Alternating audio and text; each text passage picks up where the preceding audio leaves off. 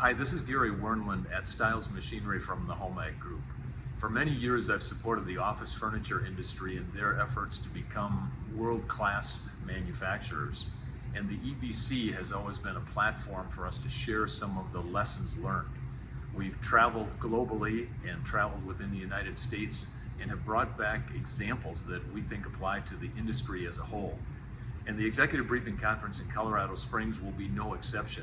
So we look forward to a chance there to discuss what we're calling future-proof investments. Obviously, we don't know what the future holds, and as we look back at COVID, our reaction to the things that happened are the key to our going forward.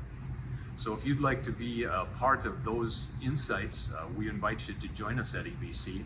I'll also be leading a panel discussion where we'll hear some practical examples of how companies create return on investment and then verify whether their investments have paid off in the way that they intend. So again, we look forward to seeing you at the Executive Briefing Conference in Colorado Springs. Hope to see you there.